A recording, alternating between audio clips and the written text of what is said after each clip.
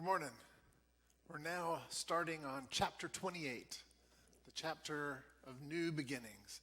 Now this is a chapter of the story that's simply too vast for one sermon. I could easily spend 30 minutes just on Pentecost, just on Paul's conversion, just on Peter's speech before the Sanhedrin, Peter's speech on the day of Pentecost. I could do a sermon just on Stephen or just about the great jail escapes. There's just too much in here. So what I think we'll do today to try to find some way to organize all of these wonderful, wonderful, amazing stories is try to think of it in terms of a group of people trying to figure out how to be church. Now, we have a few hundred years of tradition going for us. These were people, remember, there was no such thing as church yet. They were just believers who had an amazing experience and had a Savior that had risen and had all this passion. But there were no rules, there were no bylaws, there were no committees. Nothing was organized yet. And so maybe we can kind of delve into this and just look at what made this work? Because this was the church at its most vibrant, its most powerful. They were adding to their number daily.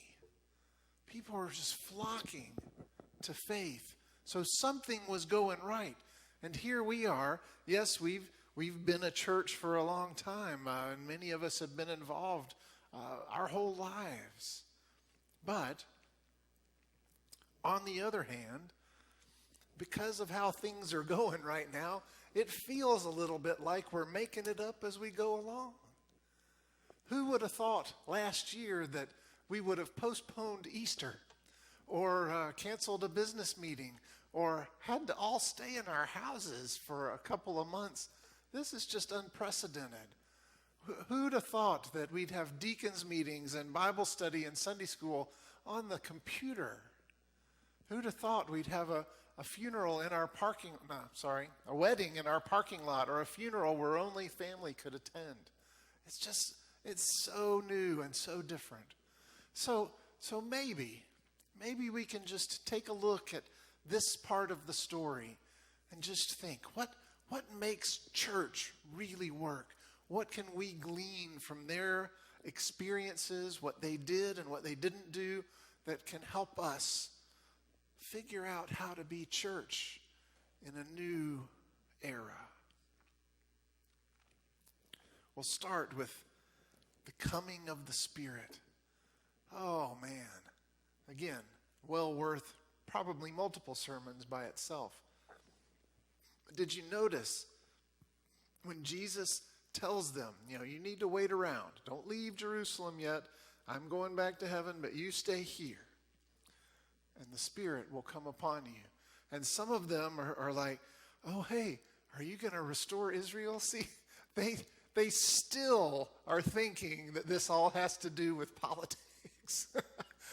A few of them still didn't get it, which is amazing. But Jesus said, don't move till you have it. When you have my Spirit, then it's time to move. Boy, if that's not a lesson for the church, huh? How many times have we just thought about, numbers, attendance, giving, programs? Can we do this? Who's going to come? How's it going to work? And we try to work out all those details when really the key to all church planning is that the Spirit is in it, right? That whatever we do, that the Spirit is within as we make those plans. That's what makes it or breaks it, not all the planning part. So don't move until you have it. Boy, that's the official advice for all churches, isn't it? So Jesus says, when the Spirit comes, you will receive power and be my witnesses. See, they were stuck together. They were in the same sentence combined. You will receive power and be my witnesses throughout the earth. So somehow those two are linked. Now, clearly the power isn't, something like He-Man, I have the power. No, it wasn't. wasn't like that. But it was some kind of power. Maybe the power to live a Christian life in a non-Christian world, the power to follow Jesus in an anti-Jesus world. Maybe just the strength to not be human or not give in to all of our human instincts and drives. The power to be new creations, to focus our lives in new ways. It's that kind of power, a transformative power, but not just so that we have power within us. That power is given to us so that we can be his witnesses. That's what it's for.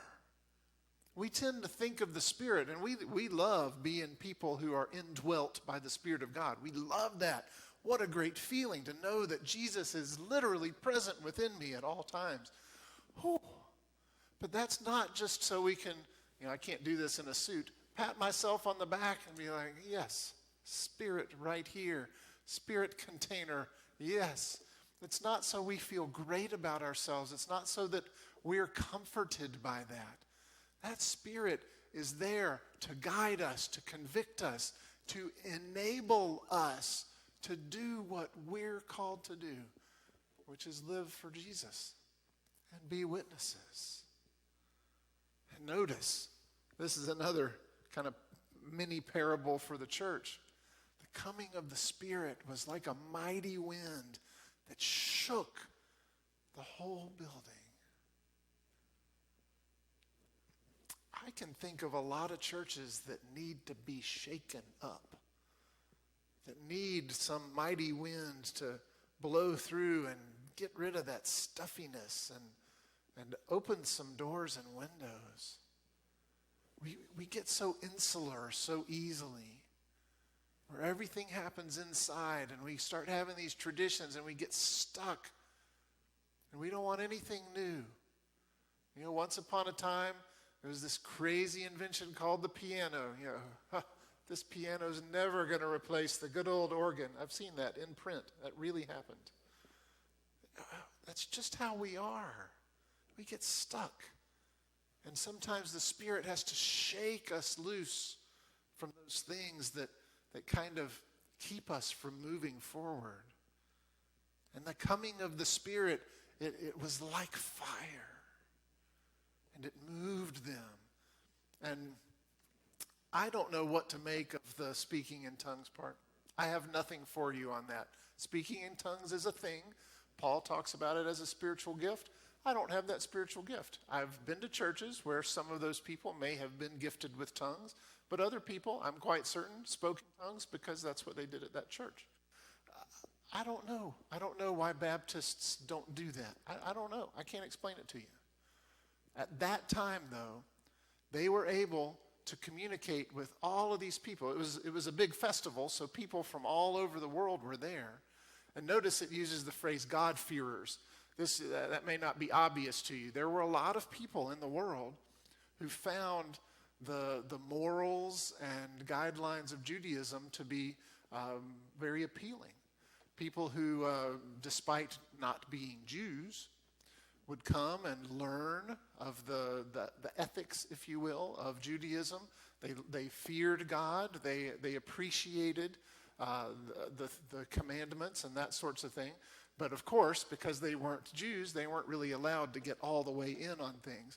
Those were people who were much of the first wave of converts because they already believed in love. They already believed in God. They just needed one more piece of the story to understand that that's where God and people meet, is the coming of Jesus. And they latched right on. But anyway, all these God-fearing people from all over the world hearing the gospel in their own tongue. So let's just overlook the speaking of tongues and think about what was happening. This was people, normal people, everyday people with no biblical education to speak of, no evangelism classes. They'd never had a Sunday school class in their life. And all of a sudden they're witnessing to strangers.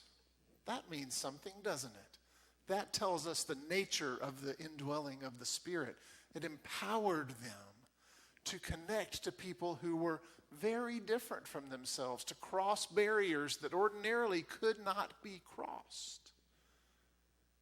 And that kind of inspiration has driven us as Baptists and many other Christian denominations to learn languages and print Bible in people's heart languages so that they can have this kind of experience. That's what the Spirit enables us and drives us to do. And then Peter's kind of my man. You know, I really relate to the number of times he fell right on his face. Peter, a fisherman, the one who panicked because a servant said, "Aren't you a Galilean?"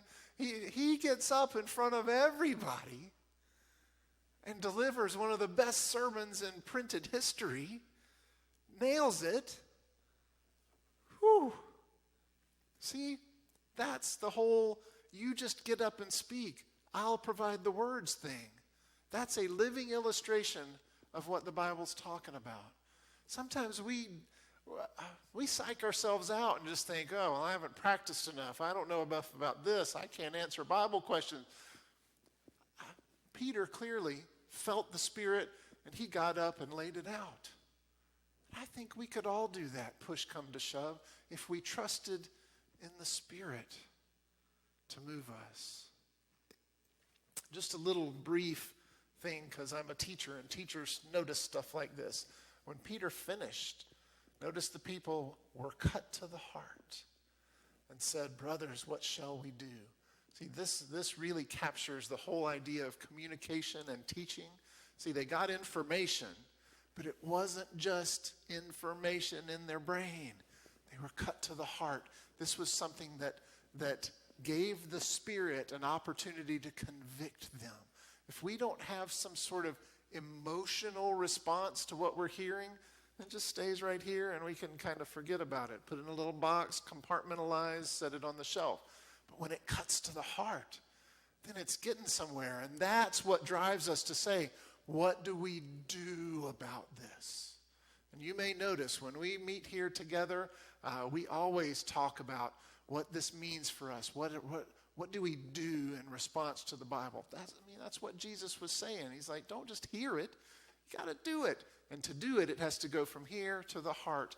And then we have to decide to act. Because sometimes, I'll speak for myself, sometimes we feel it and don't necessarily follow through. It's happened before. See all New Year's resolutions ever. Sometimes we feel the conviction but don't follow through. We got to get all three. Got to have the mental, the emotional, and the behavioral for our triple crown, if you will. Okay, just had to throw that in there. So all of a sudden this thing is kicked off and nobody thought to write up anything. They didn't have guidelines, they didn't have rules, they didn't have an order of worship. No one had invented the bulletin yet. Just imagine the chaos. And so you've got all these people who are like, I am in, I believe, I follow Jesus, and they're baptizing people. People are joining the church so fast, they haven't even gotten together their new members class yet. They didn't even do anything for the first members. And so what happened? It was all organic. This is important. This is just what happened because the Spirit had come upon them and they all shared that common experience of Spirit and Jesus, okay? And so what happens? They were devoted to teaching. They spent so much time, probably not literally all with an apostle speaking to them, but the teachings of the apostles. What were those about? Their time with Jesus, hearing about what Jesus did, what Jesus said, hearing testimony about people's experience with Jesus. Devoted to it. That sounds like a good start for church, doesn't it? And for us, being able to read the biblical accounts, that's the same kind of thing. But it would also include people sharing what Jesus had done, testifying, we might call it, right? They devoted themselves to the teaching of the apostles. They devoted themselves to fellowship. And that doesn't just mean, hey, we should do some fun stuff. It was the building of the body. We're good at this. And yes, we do like to include food. We're good at this. But the building of the fellowship, That is the body of Christ. That was more important even than they could have recognized at the time. But they were devoted to being closer to each other. That doesn't just happen, does it? There's some people you've known for 20 years and don't really know much about them. That you're not tight, you're not close. It can happen. Just being together doesn't make this happen. This is something special. This is spirit fellowship. This is the thing that you can't get outside of the presence of the Spirit. They were also devoted to eating together. That's two separate things. See, we think fellowship and eating are kind of the same thing. If we say we're having a fellowship, we know there's going to be food. They would eat together, and they would build the fellowship. They were devoted to it. And these, as far as I can tell, this was primarily actual meals. But remember, you don't have to set out the silver and have deacons serve anything for it to count. If they're breaking bread, yes, that was a typical meal. That's exactly why Jesus did it that way. So they would have a typical meal together. They would break bread and they would remember again and celebrate again. They would all have something to drink and they would remember the blood shed for them and they'd celebrate again. Boy, that's good stuff. They were devoted to teaching, to fellowship, to eating together, and to prayer. And again, this is one of our strong suits. We have a very dedicated prayer ministry. As a church, we are a praying church. We're devoted to that. So I feel good that we kind of have some things in common with this bunch. But notice, so they were devoted to these things. This is where their energy went. And they would look around in awe. You got to go back and look at this yourself. They had this sense of awe at what they were a part of. They would look around and just be like, wow, I can't believe this. I can't believe what I'm seeing happen. I can't believe we feel like family even though we're from the four corners of the earth. I can't believe that this ragtag bunch is changing the world. I can't believe the miracles that I see before me, the answers to prayer, the people changing, becoming new people, coming to Christ. Wow. I think we have moments when we are in awe, at least moments. I don't know if we get this constant sense that we probably should have because church gets a little, I've been here before. But visitors, you ask any visitor, visitors come in and they're like, wow, there's a feeling here. It feels like home. It feels like family. There's something going on here. See, they know because they're not used to it. We're used to it. And so, this is less obvious, but it's in there. So sometimes they'd meet out in public. Every day, as far as we know. Every day they'd meet out at the colonnade. They would have public gatherings. Now, we don't have anything specific about that. I don't think they were out, yelling at people. They would just meet where people could see they were meeting. They would have their time together. And I'm sure people would kind of drift over and say, hey, what's going on over here? I'm certain of that. But it doesn't sound like they were out in public, like setting up their, milk crates and preaching at people. I don't think that was what was going on.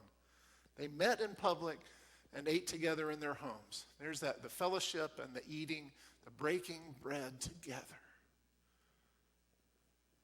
They were so together.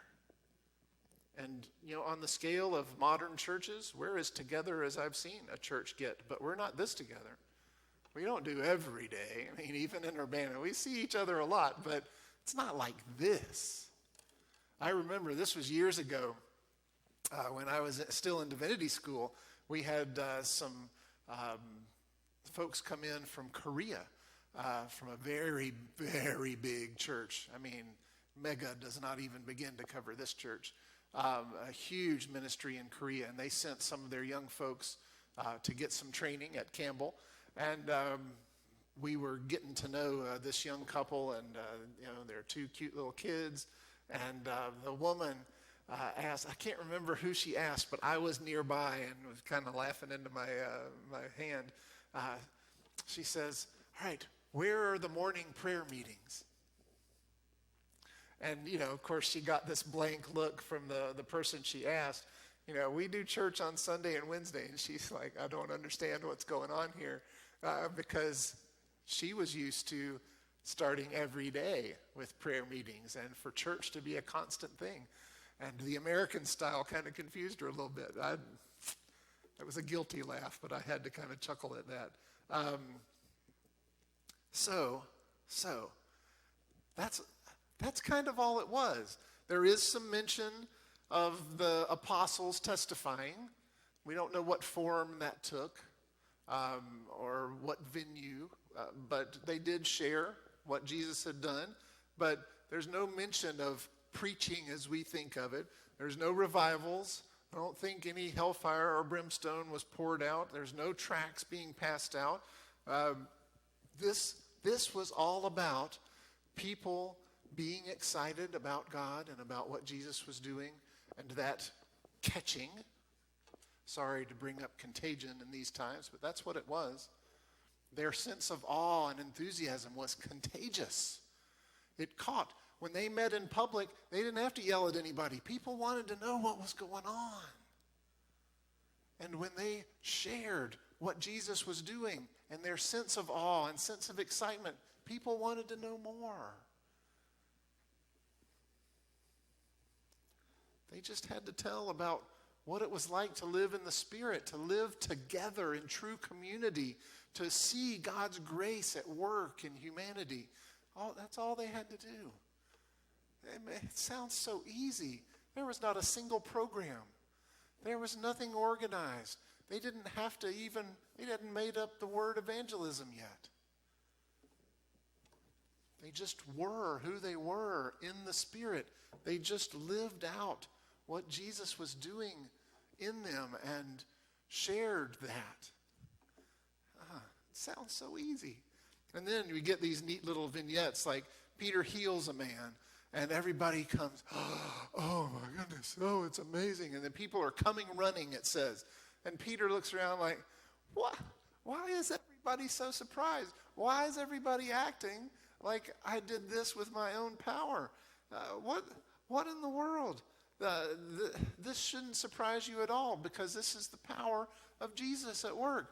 I don't even know why you're paying attention to me. See, he was just pointing people back to Jesus, doing things for the kingdom and pointing people to Jesus. Simple stuff. And then opposition. You can't really talk about church without talking about opposition, because that's just what happens. Anytime we're doing what God wants us to do, there's going to be opposition. The only time churches are completely safe and secure is when they're not doing anything, in which case I don't think Satan bothers with them. So we get the rulers, the head people, the most important, the biggest names, and they have Peter and John brought to them. Snap your fingers, send out the guys with the torches and the pitchforks, right? And they bring them up. We want to know where this authority comes from. By what power or what name do you preach? And Peter, again, this is the guy who buckled when a couple of servants looked at him funny around the fire outside of Jesus' trial. And Mr. fall-on-my-face fisherman jumps up and tells off, I'm getting chills because I love this scene, tells off the people who are the most powerful people in his world. Tells them off. Oh, it's good stuff. Peter, Mr. Foot in his mouth. What in the world? Only by the power of the Spirit, I'm telling you.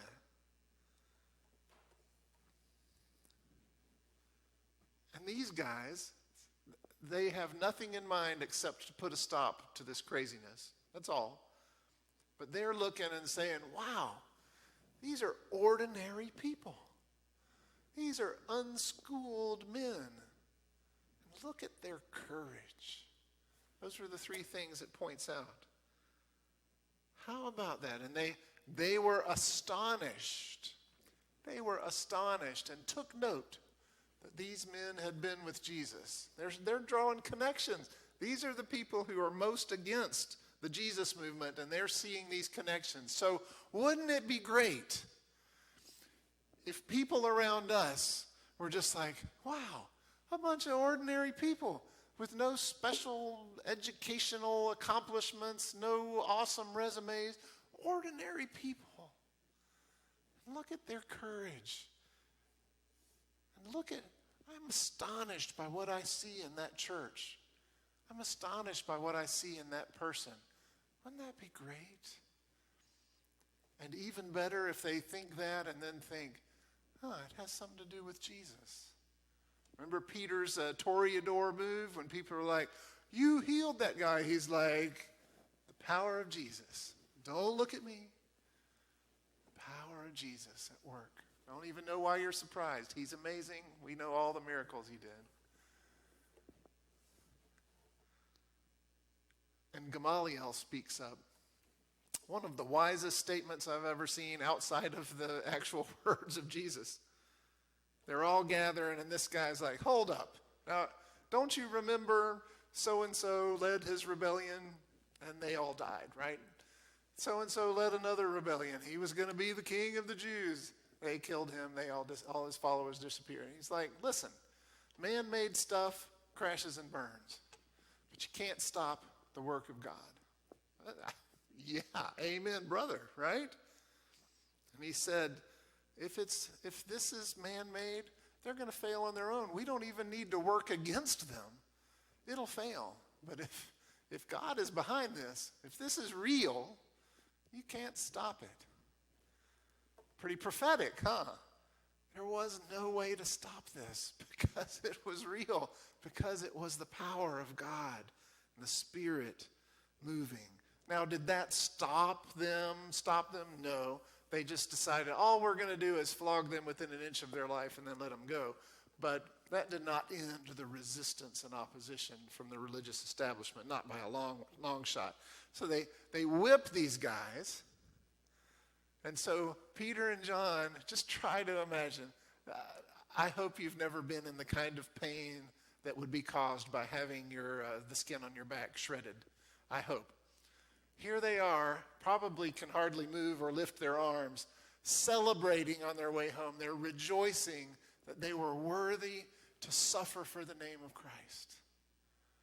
I mean, somehow their perspective was so changed that they were just like, wow, amazing. We got whipped just like Jesus.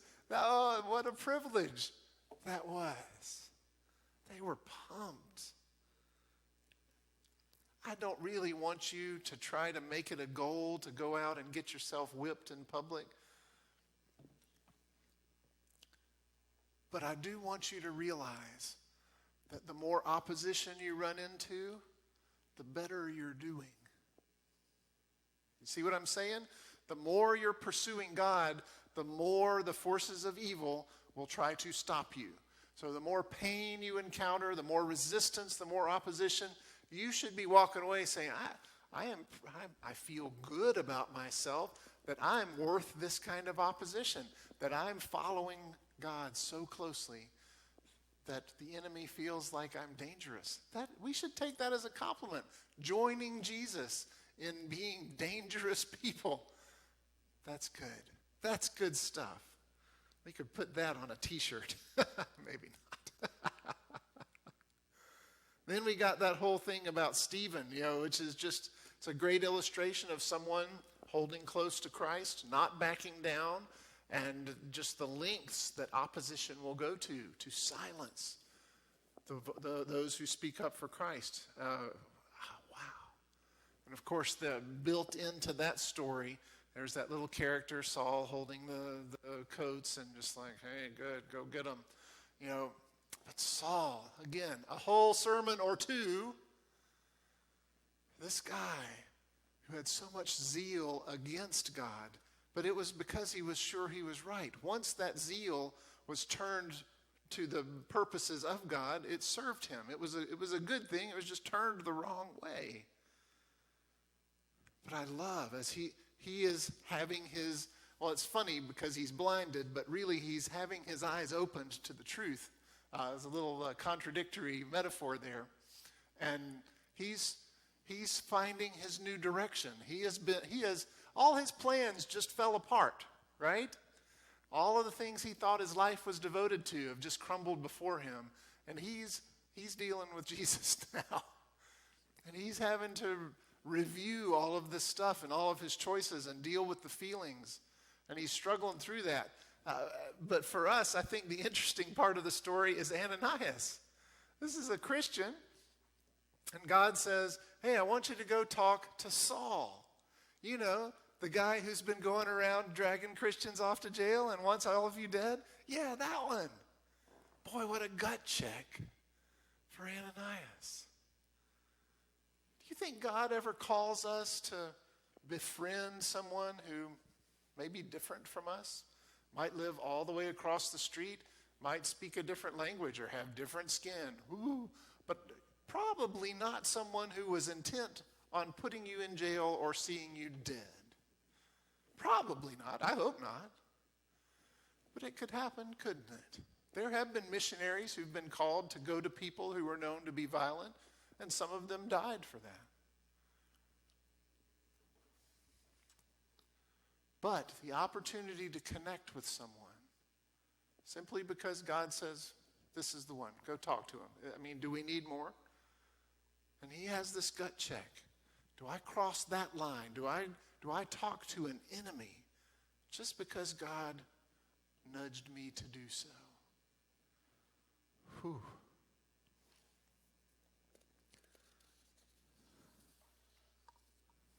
And of course, we know that Saul became Paul, and the great enemy of Christ became the great champion.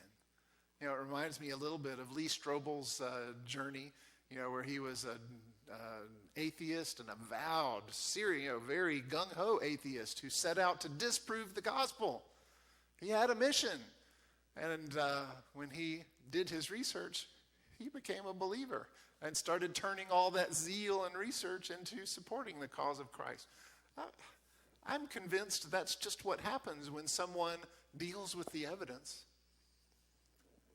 Our biggest challenge is getting people to really deal with Christ, to find the real Jesus behind all of the lies and smoke screens and misconceptions and all the opposition. Of course, some of the opposition comes from the mistakes we and our ancestors have made. We'll talk about that another day. In a similar theme, Peter's called to cross a different line. You know, go talk to this Gentile. And Peter's willing to say it right up front. He says to that guy, he's like, look, it is against our law to hang out with Gentiles. Jews don't do this. But God told me to. Again, do we ever find ourselves calling unclean what God has made clean? Do we ever decide that some of God's children are not quite up to snuff? Do we draw lines in the sand and say those are the bad people and the good people are over here? Do we confine ourselves to the ones that we think are worth talking to, saving, sharing Christ with? Peter was willing to break his own laws because of the Spirit working within him. That's pretty good stuff, and should remind all of us to be careful about deciding within ourselves what we will or won't do apart from the laws of God and the guidance of the Spirit. Sounds risky to me. And just a final thing about the opposition.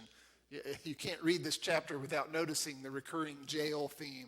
Yeah, they try to put people in chains, behind locked doors, behind big walls, and it doesn't hold them.